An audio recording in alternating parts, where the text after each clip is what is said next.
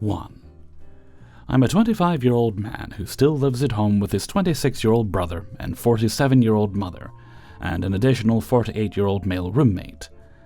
Basically, I'm not used to being around anyone younger than me, and I'm used to being the youngest one in the house. We went to my extended family's house for Christmas dinner, and she has 2 young kids. One is 8, and the other is 5. Autism runs in our family pretty heavily, so I and my brother have it. Both cousins have it. My mother likely has it, as does the mother of my cousins. They're technically my mom's cousin, but that's neither here nor there. When I'm talking to adults at the table about how in recent years it seems that transphobia has gotten a lot worse and more prominent since I've been out as transgender since I was 4 years old in 2002, and it's only in the past 4 to 6 years that anyone has been especially cruel to me about it, and was recounting an event that happened to me whilst I was shopping. The kid, who couldn't have been older than 10, walked up to me and asked me why I was wearing boy clothes if I was a girl, to which I just politely said that I was a boy. The kid denied that to be true, saying that I have a girl face and that I must be stupid if I think I'm a boy. I was already having an especially bad day, and while I'm not proud of this, just got down on his level and said, "Well, at least I don't still think Santa Claus is real." This made the kid start crying and telling me that I was lying, that I was mean and that he hated me. I didn't especially care at the moment.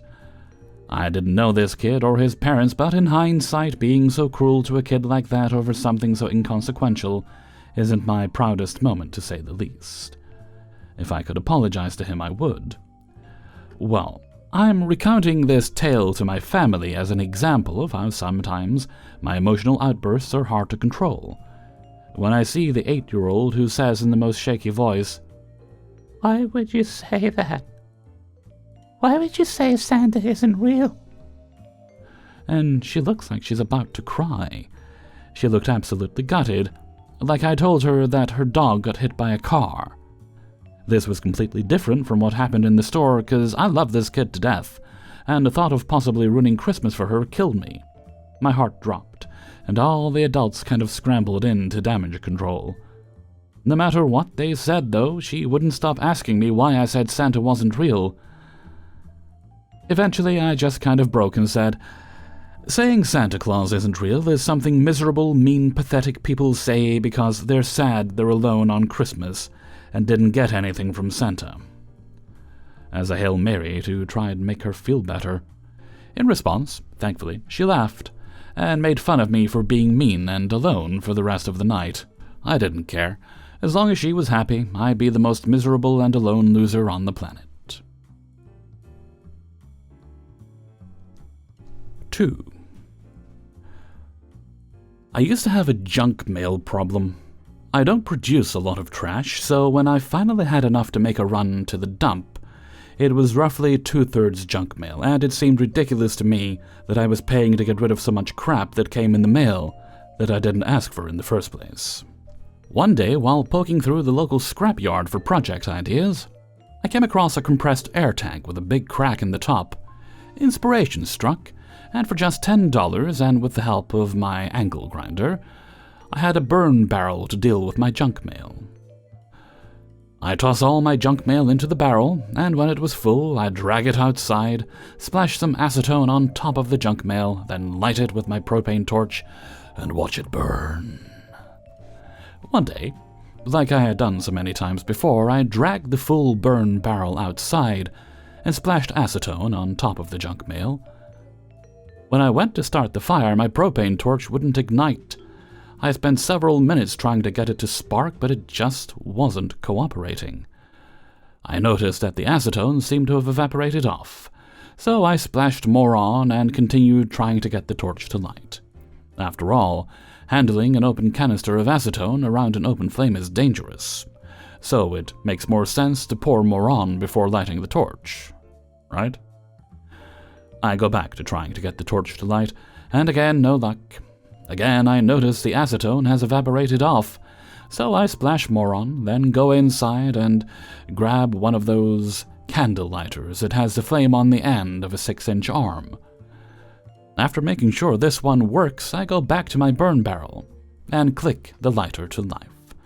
Once again, it works. However, I failed to take into account just how much acetone vapor was in the air now. I hear the lighter click. Then suddenly, for about half a second, everything feels very warm. I smell burning hair and realize a chunk of my beard is gone. However, I'm not in any pain, and the only thing burning is my junk mail. So I watch my burn barrel until it goes out, then head back inside to inspect myself for damage. I give myself a good look in the mirror, and aside from my eyebrows being less bushy and some missing hair from my head, everything seems okay, but my nose itches. Not like something's on it, but like something's in it. As it turns out, since the acetone vapor was in the air and I'm not a mouth breather, I managed to scorch the inside of my nose. If you've ever burned yourself on a hot pan, imagine that, but inside your nostrils. For the next 2 weeks it was slightly painful and unbearably itchy. After that, I made sure my torch was working before adding acetone to the junk mail. 3. This happened to me 2 days ago. I was working at an Aldi store here in northern Germany. I've been working for Aldi now for 2 years. After 3 years of vocational training, or apprenticeship, here in Germany it's called Berufsausbildung. As a retail salesperson and 11 years of experience at Lidl, I changed to Aldi because Lidl sucks. But that's another story. I've been at Aldi for 2 years now.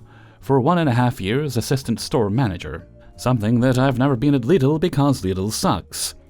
And since September 2023, I've been in a brand new store that was rebuilt from an old store that was completely demolished in February of 2023.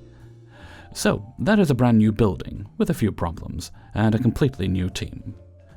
2 days ago, I had a late shift, the second shift with the new opening times, old ones from 7 a.m. to 9 p.m., new ones since the 2nd of January 2024, 7 a.m. to 8 p.m. At approximately 6:30 p.m., an alarm started in our office only showing Sturmmeldung Prior 1 Kolong, which translated to Faulty Report Priority 1 Cooling. It only shows cooling, not where, not when. It appeared a few weeks ago, after our store manager needed a bit longer than usual to prepare the bread and baking, and the freezer in the baking area was open too long and began to heat up a bit. But the alarm was going out as soon as the freezer reached its final temperature again. So I'm going through the storage and the store, and I checked every temperature. Everything was fine. I tried again to reset the alarm, but it didn't work. I was checking again the big freezers in the storage, if something pushed the big alarm buttons in the inside, but nothing. So I tried to reset it again, but nothing changed. I decided to give it time so the big freezer could do their final temperature again. 15 minutes later, I got a phone call. A company is contacting me because they can see that I had an alarm in the cooling system, but they also can't see where it's coming from, and I have to call another company for help. So I'm doing this. They say I'll get a call back. Approximately 20 minutes later, I get the call back, and they say that I have to check the temperature. I do so, and WTF. The temperature on the big freezer was minus 10 degrees Celsius, normally at minus 20. So, they say they'll send a technician, but it could be possible that he arrives at 8 p.m. Remember, our store closed at 8 p.m., and normally we try to get out as soon as possible. I'm worried about it, but I agreed. What else could I do? I sent voicemails to the store manager and his boss to inform both of them. They all agreed with my decision, that in the worst case I'd have to stay. But luckily the technician arrived at 7:15. He wanted to check the electrical panel and the roof with another technician, so I let them do their work. After half an hour I was in the office and they came to me, and I asked, "And, did you find the issue?"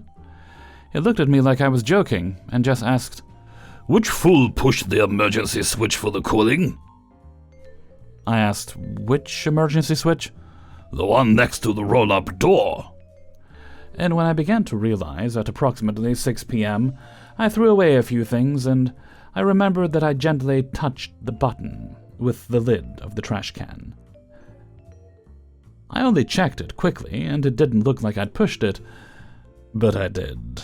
I was really shocked and began to turn red in the face. That was so awkward. That it was my fault, and it was so stupid.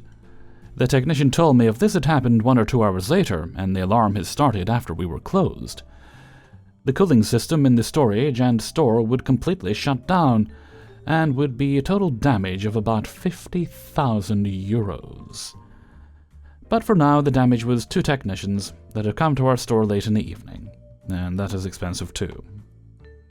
So it's embarrassing because I accidentally pushed the emergency switch for the cooling to shut down with the lid of a trash bin.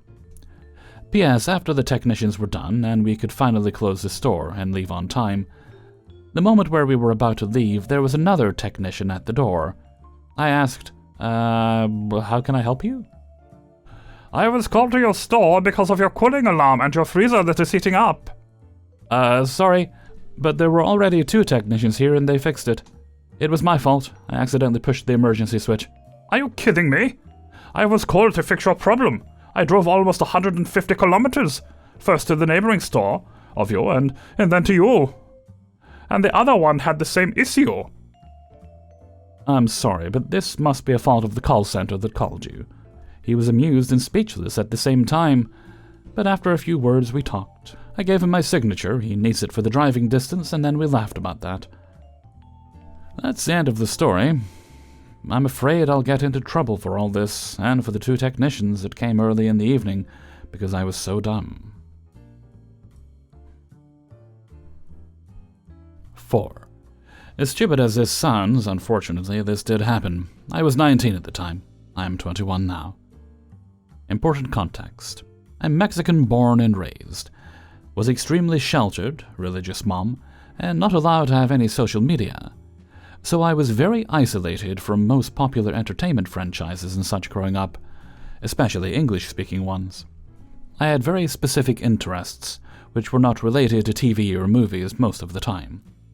So I also never really bothered to broaden my horizons, with my occasional contact being a YouTuber or 2. So yeah, my pop culture knowledge was, and still is, very limited. This happened in a Discord Dragon Ball Z roleplay server. All original characters, essentially our own alternate universe, with some friends. They would post Saul Goodman memes, which was a character I didn't recognize, but from context clues I realized he was a lawyer. Breaking Bad was never mentioned outright, and I never asked, so I just assumed, oh, he must be like Chris Hansen but a lawyer. He's a real person but has a show. I had been a Mr. Gigi, a YouTuber fan since I was a teenager, and watched his Predator Chronicles series and thus was familiar with that guy's work. And I just assumed that for about 4 or 6 months. I never bothered to check.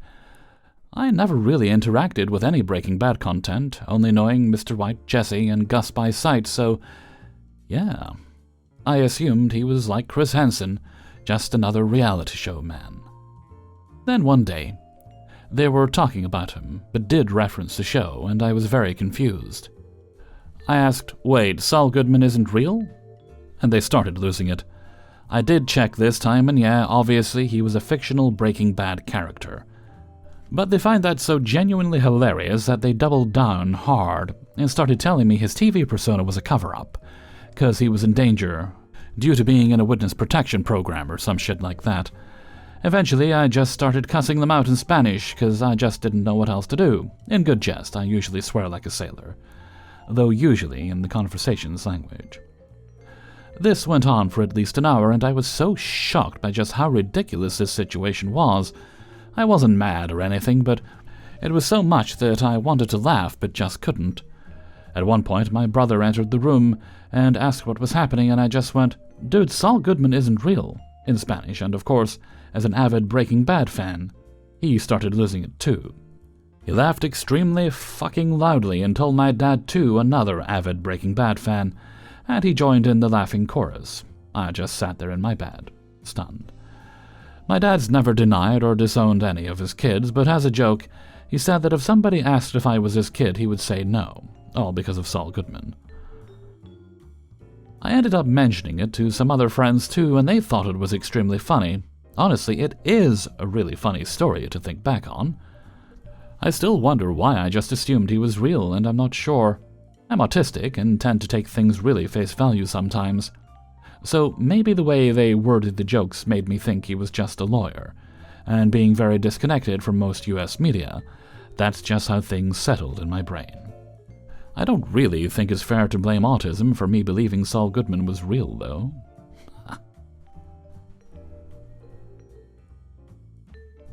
5.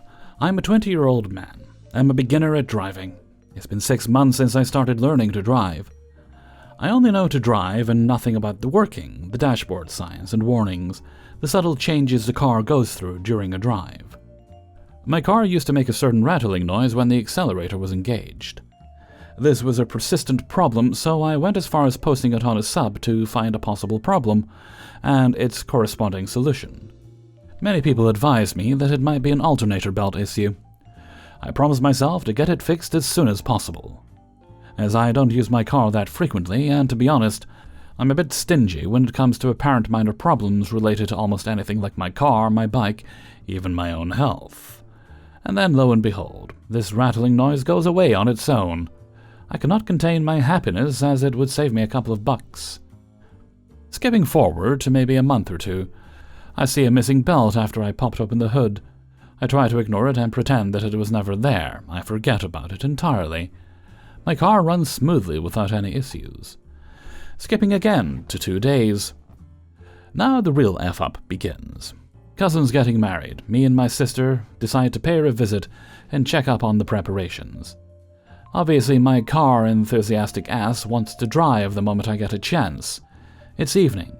Both me and my sis get in the car. Car is functioning pretty smooth, by the way. Almost reached the destination, and to no surprise, it breaks down, thankfully on the section that's opened between the barricades, or dividers, for a U-turn. Shit. Never experienced a car breakdown. Thankfully, there was a garage nearby, and the issue was solved temporarily by charging the battery. As you might have guessed, it was caused by the missing belt that charges the car battery. Was that enough effed up? I asked God, and a reply came a little bit late. We will see why. The garage didn't have the alternator belt, so the mechanic asked me to visit a nearby garage that was almost 15 kilometers away. So, without any options, I had to get it fixed. I told my sister to visit our cousin, and I'll get the car fixed in the meantime. It got dark real quick. With the barely charged battery, I started my journey. Used Google Maps to find that different garage. Google Maps didn't provide the best route, to be honest, and to find a safe route on the majestic Indian roads is no easy job even for veterans. Maps tell me to take the big flyover and then turn back to the exit. My dumbass didn't realize that the headlights were dimming as I was driving. Headlights go off. I'm driving in the Oblivion 8-landed highway without lights. The highway is under construction, like the barricades aren't set up. There's a big gap in place of the barricades, and it's a few centimeters deep, most 20 centimeters deep. My dumbass keeps driving, pitch darkness, no streetlights, no lamps, no headlights, no lanes marked on the highway. None of those sparkling pods that help to keep you centered on the road. Bam! I slid 2 tires on the pit that's 20 centimeters deep, that's in place of the barricades. Actually experienced my first accident. I somehow managed to not roll over, and I don't know how, but I even managed to get back on the road.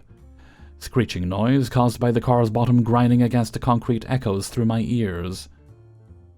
I really screwed up. Stranded in the middle of the highway exactly on the overtaking lane. Car's battery is low, so the emergency lights were working on dim. It was past 9, so the highways are ruled by trucks and lorries. No apparent car visible. I got out. Tried calling the car battery guy that charged the battery previously. Phone switched off. Or that's what the AI lady said. Panic ensues. What should I do? What should I do? What should I do? Tried calling the new garage that was recommended by the battery guy. A man picks up. telling me that he'll be there shortly. I wait. Streams and streams of trucks and lorries pass by. Some of them are almost reaching me. Sweats. As it was pitch black, I tried signaling them with my phone's flashlight. 45 minutes pass by, me continuously signaling the trucks away that could possibly kill me any moment if I were careless. Mechanic arrives and installs a new belt. I was charged extra for a VIP on-road service with the phone's flashlight in pitch darkness. Where trucks passed by that could potentially hit us. Realized a big lesson today: don't be like me. Get your car fixed if it needs to be. Even a minor problem can cause an F-up. Didn't realize that it almost feels like it didn't happen while I'm typing this. Maybe I'm still shell-shocked by the screeching noise. Anyways, that's all that happened, and I think it was a nice experience that scared the living shit out of me, but it will possibly make me a better driver that not only knows how to drive, but also knows when my car needs maintenance. Thanks for listening. Hey everybody, Hellfreezer here, and thank you very much for listening to Embarrassing Stories, episode 100. How did that happen? And thank you very much to everybody who allowed me to use their stories in this video. Before you go, hit the like button. Thank you kindly. If you would like early access to the videos, support me on my Patreon, which is linked in the description. You'll also find a link to the Hellfreezer merchandise store. If you especially enjoyed the video, leave a tip. Just click that little heart with a $sign in the middle. And while I appreciate this, you don't have to do it, but thank you if you do. Alright, I have a couple of shoutouts to do this week. I have one on the 16th, which is when I'll put this one up. I think that's a Tuesday. And that goes to Kristen. Kristen is 50 today. I hope you have an amazing birthday, Kristen. And I hope it is the sign of a great year to come for you. Make 2024 the year of Kristen. And whatever you do, make sure you celebrate and have a great time this month. Now, before I go, I'd like to sing Happy Birthday. Happy birthday to you. Happy birthday to you. Happy birthday, dear Kristen. Happy birthday to you. Alrighty, now before we go, let's move right along to Hellfreezer's question of the day. We'll do the answer afterward, and today's question is: those of you who like cooking, have you ever messed up something that you know beyond all doubt how to make, but maybe it's been a while, so when you try to, you dust off the recipe and you try to do it again, you just mess it up? I mentioned this because last week I decided to make some tablet. And again, it's one of those things I have done so many times. I could do it with my eyes closed, although it would be very unsafe because there's a lot of melted sugar in there. And the one thing I screwed up was a part at the beginning where you're meant to slightly wet the sugar with milk. Just slightly wet it. I used too much milk, made it too liquidy, and what I ended up with was a very yummy caramel. But it didn't solidify as it cooled, which it was meant to do. So why don't you let me know what some of yours are in a comment below. And before we go, today's answer, and do let me know if you like them at the start of the video. If you do, we'll tweak it with the next week, because the week's video is already be done by this point. And today's answer comes from Kathy Beckford. I think it was the improvised toys thing, wasn't it? Kathy says, I used a dry wet wipe, a bulb-shaped eraser, and a rubber band to make a ghost. I drew a happy face and short bobbed hair on it and named it Nancy. I loved that thing and treated it as well as my stuffed animals. That's a lovely answer, and thank you very much for sharing it with us, Kathy. Alright, with that, I'm going to head off for now. So until next time, thank you very much for listening, and take very good care of yourself.